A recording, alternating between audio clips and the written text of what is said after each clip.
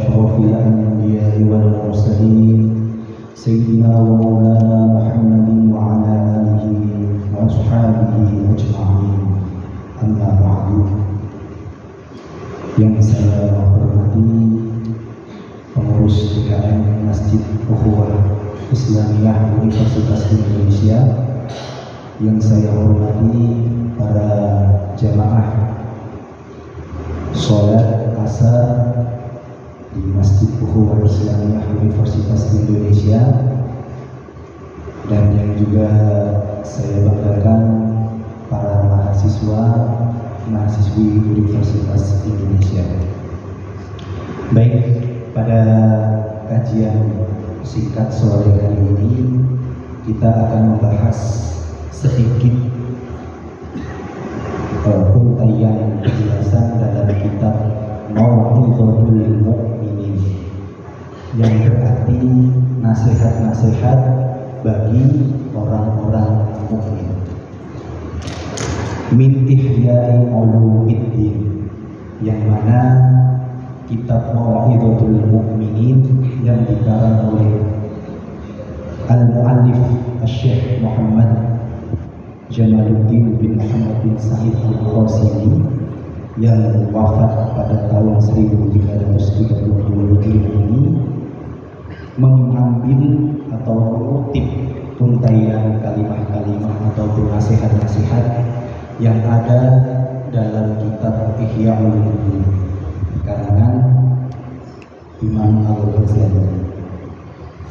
Dan ada yang menarik dari judul ini, Mau'izatul Mu'minin. Saya teringat di salah satu ayat dalam Al-Quran itu disebutkan bahwa salah satu cara berkomunikasi ataupun cara berdakwah itu adalah bil mau'izah hasanah. Ud'u sabila rabbik bil mau'izatil hasanah. Jadi salah satunya adalah dengan mau'izah hasanah.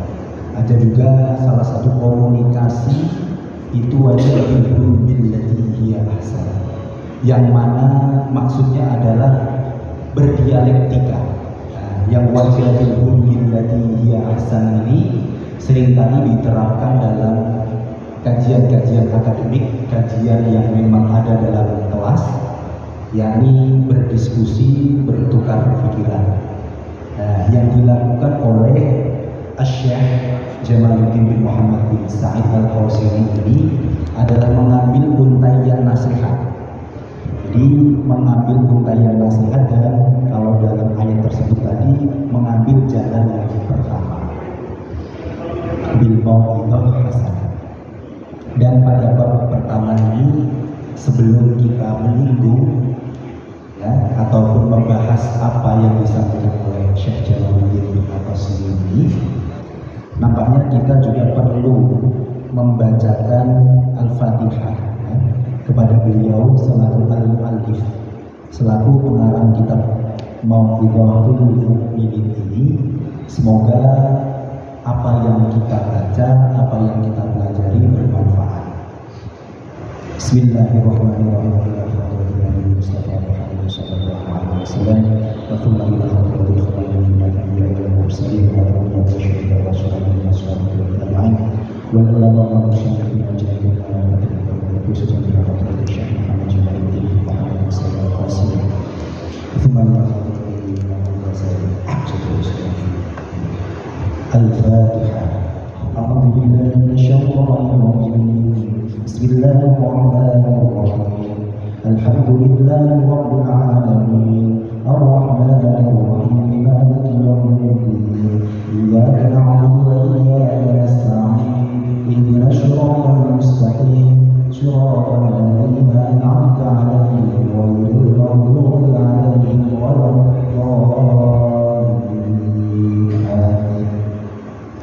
Baik, pada bab pertama ini kita akan menjelaskan mengenai Kitabul Ilmi.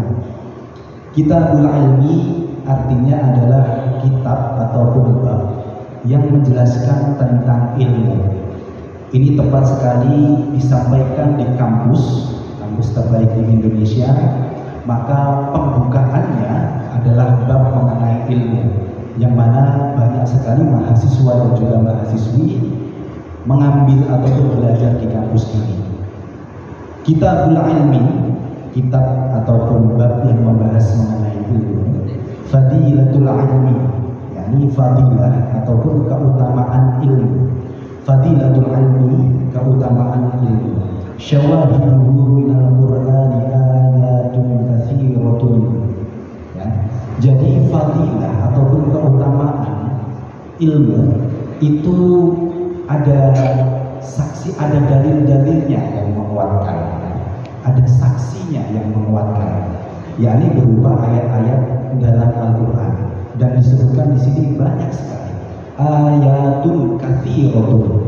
Ya, katsiratun di sini menunjukkan bahwa ayat-ayat yang membahas mengenai ilmu itu sangat banyak sekali. Minha diantaranya qauluhu azza wa jalla. Dan minha ini adalah baru sebagian saja yang dijelaskan di sini. Syahidallahu annahu la ilaha illa huwa wal malaikatu wa ulul ilmi qa'iman bil qist. Syahidallahu, Allah itu bersaksi, annahu la ilaha illa hu, sesungguhnya tiada Tuhan selain Allah, ya. Wal malaikatu, ya. Dan juga bersaksi bahwa ada malaikat-malaikat, ya, yang mana menjadi bagian dari rukun iman. Percaya kepada malaikat itu menjadi bagian dari rukun iman. Wa ulul ilmi, dan orang-orang yang ahli ilmu. Di sini disebutkan bahwasanya ahli ilmu itu bagian yang menjadi persaksian Allah SWT, yang mana aktivitas-aktivitas intelektual itu juga menjadi nilai, ya, kefadilahan tersendiri di mata Allah SWT. Qa'iman bil qist, yang mana, ya, orang-orang yang ahli ilmu itu senantiasa konsisten, ya, menjalankan suatu aktivitas ataupun kegiatan yang bernilai keadilan. Nah, di sini menarik, bapak-bapak, ibu-ibu semuanya, mahasiswa-mahasiswi, disebutkan bil qist. Qist itu adalah adil, ya. Jadi ada nilai keadilan yang ada di dalam ilmu, ada nilai kebijaksanaan yang ada dalam ilmu, dan mana ilmu itu yang membuat seseorang menjadi mulia, ya. Seseorang biasa, dan yang membedakan antara satu orang dengan yang lain atau bahkan makhluk, ya, manusia dengan makhluk yang lain, itu ada pada akal. Dan di sini disebutkan ulul ilmi, ya, yang bil qist tadi. Ini ada sisi kemuliaannya bagi orang-orang yang memang ahli ilmu. Ini tertera pada surat Al-Imran ayat 18. Fanzur, maka kita perlu melihat dari ayat ini, kaifa bada'a subhanahu wa ta'ala, bagaimana Allah subhanahu wa ta'ala itu memulai binafsi, dengan menyebut nama Allah tadi, annahu la ilaha illahu, ya, disebutkan di situ. Wadhanna, dan yang kedua disebutkan adalah bil malaikati. Yang disebutkan kedua adalah malaikat. Wadhallatha bi ahlil ilmi, dan yang disebutkan pada ayat ke-18 dari surah Al-Imran ini adalah orang-orang yang ahli ilmu, ya. Wa nahika bihadza syarafan wa fadlan, ya. Dan yang mana di akhirnya itu, ya, dijelaskan betapa mulianya dan betapa memiliki keutamaan orang-orang yang memiliki ilmu itu. Wa qala Allah Ta'ala, dan Allah Ta'ala juga berfirman, ya, dalam surat yang lain, dalam ayat yang lain, dan ini sering kali dibacakan oleh orang-orang yang biasanya di majelis ilmu. Biasanya kalau ada seminar-seminar ataupun ceramah ataupun pengajian, ayat ini selalu muncul. Al-Mujadalah atau Al-Mujadalah ayat 11. Bismillahirrahmanirrahim. Yarfa'illahu alladhina amanu minkum walladhina utul ilma darajat. Allah mengangkat derajat orang-orang yang beriman di antara kalian, walladzina utul ilma darajat, ya. Yang mana orang-orang yang beriman itu juga memiliki ilmu. Tadi disebutkan di pertama, ya, di ayat ke-18 dari surat Ali Imran disebutkan juga bahwa penyebutan ulul ilmi itu setelah nama Allah disebutkan annahu la ilaha illallah wal malaikatu, dan juga yang ketiga adalah wa ulul ilmi. Dan ini di pada ayat Al-Mujadalah ayat 11 itu disebutkan bahwasanya Allah mengangkat derajat orang-orang yang beriman dan orang-orang yang memiliki ilmu atau mendatangi ilmu. Di sini ada kata yang digunakan adalah utu ataupun ata, ya. Itu bisa derivasinya bisa ke ata, mendatangi ilmu. Nah, ini menariknya Bapak-bapak Ibu-ibu semuanya, mahasiswa dan mahasiswi. Ternyata dalam Islam itu innamal a'malu binniyat. Sesungguhnya segala sesuatu itu dilihat dari niatnya, bukan dari hasilnya, tapi dari permulaannya. Makanya di sini juga disebutkan utul ilma, mendatangi, ya, ata, ya, mendatangi majelis-majelis, mendatangi pengajian, mendatangi kampus, mendatangi perkuliahan, mendatangi seminar, mendatangi konferensi yang mana diniatkan untuk menambah ilmu, itu adalah bernilai mulia dan Allah pasti akan mengangkat derajatnya. Seringkali kemuliaan ilmu, ya, atau manisnya ilmu itu tidak terasa Bapak-bapak, Ibu-ibu, mahasiswa dan mahasiswi. Seringkali munculnya itu pas waktu yang kepepet. Kalau misalkan anak kuliah itu seringkali munculnya pas misalkan presentasi di kelas, di momen-momen yang mana mahasiswa atau mahasiswi udah lama nggak membuka atau membaca pembahasan yang ditanyakan oleh temannya, dan ketika dipantik dengan pertanyaan itu tiba-tiba saja kayak mendapatkan ilham, ya, kayak mendapatkan ilham. Jadi ilmu itu muncul menerangi dari pikiran mereka. Seringkali juga dalam mengambil keputusan hal-hal yang berkaitan dengan kehidupan itu ilmu datang. Kayaknya kalau dalam keadaan seperti ini apa yang mesti saya lakukan? Dalam keadaan ragu, bisa jadi ilmu yang akan menuntun kita. Maka disinilah betapa mulianya ilmu. Dan yang menarik lagi bahwasanya ilmu ini adalah bagian dari proses. Ya, ilmu itu bagian dari proses. Bagaimana ketika kita mendapatkan ilmu, dan seringkali ilmu itu dikaitkan dengan ilmu yang bermanfaat, ilmu yang berkah. Ketika kita berbicara mengenai ilmu yang bermanfaat, itu memang berkelindan. Ada rangkaiannya, ada tuntutannya, sampai kemanapun ilmu itu akan berfungsi.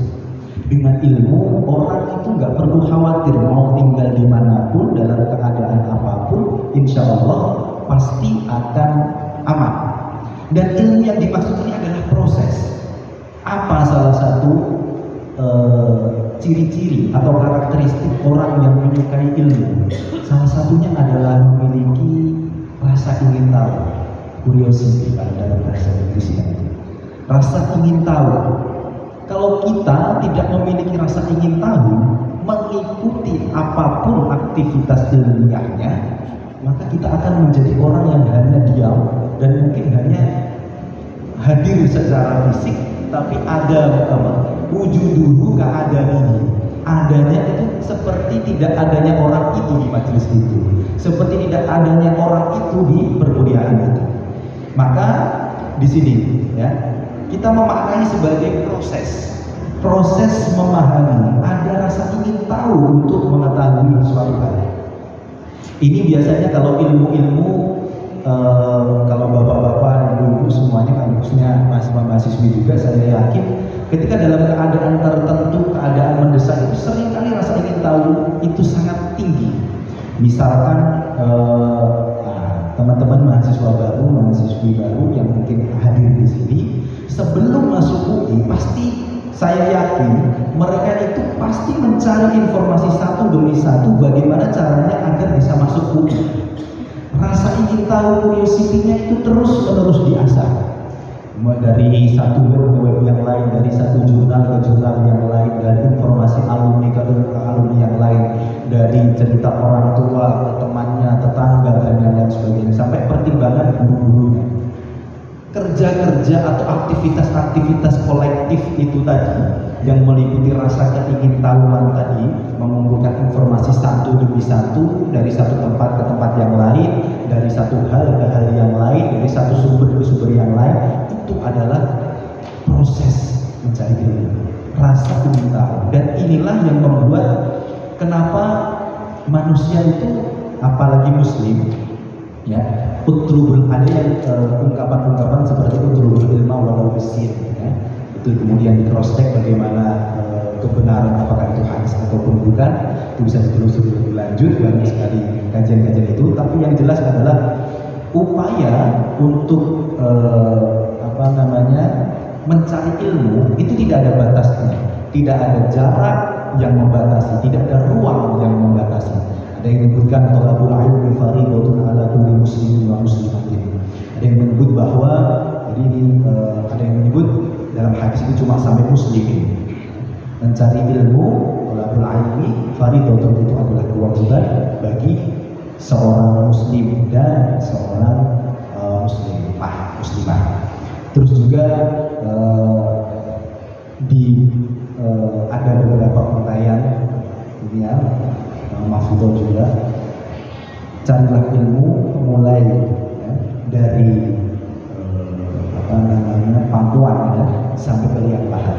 Nah, di sini juga mendapatkan ibrah atau mendapatkan hikmah di baliknya, bahwa ilmu ini terus berproses.